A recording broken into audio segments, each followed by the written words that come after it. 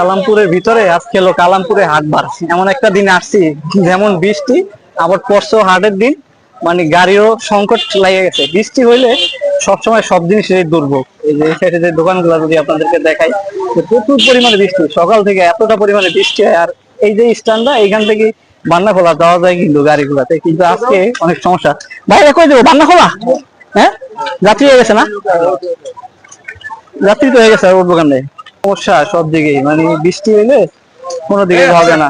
লোক আছে ভাই, অনেক বৃষ্টি, অনেক সকাল থেকে ঢাকা থেকে যেহেতু রওনা দিচ্ছি, 10টা, আজকে একটু দেরি করে লেট করে রওনা দিচ্ছি।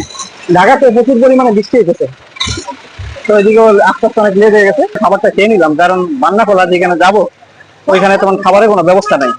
তো আজকে এখানে আটবার, এই জন্য এখান থেকে খাবারটা খেয়ে লইছি। আর এই যে পিছনে যে অটোগুলা, এখান দিয়ে এই অটোগুলোর মাধ্যমে চলে যাবো বান্নাখোলা বাজারে। তো হইলো একটা অটো পাওয়া গেছে, আর এই অটোটার মাধ্যমে চলে যাবো বান্নাখোলাতে। বৃষ্টি এলে অনেক সমস্যা, চারিদিকে কষ্ট, মানুষের দুর্ভোগের শেষ নেই। যেহেতু এখানে গ্রামীণ বাজার আর ফুটপাতের গ্রামে দোকানগুলোর পরিমাণ থাকে অনেক বেশি, আর বৃষ্টি হলে তাদের কিন্তু জীবিকা নির্বাহ করতে অনেক কষ্ট হয়ে যায়। বৃষ্টি হলে যে দোকানগুলা বাইরে বসে বেচা কিনা করে দোকানিরা, তাদের কিন্তু প্রচুর পরিমাণে কষ্ট হয়। তো এই অটোটার মাধ্যমেই যেতে পারবো বান্নাখোলাতে। খুব কষ্টে এটা ম্যানেজ করা গেছে। এটা অনেকটাই ভিতরে, একবারে গ্রামের ভিতরে। এটা কালামপুর বাস স্ট্যান্ড থেকে একদম অনেক ভিতরে, একবারে গ্রামীণ একটা সাইড, পরের ভিতরে।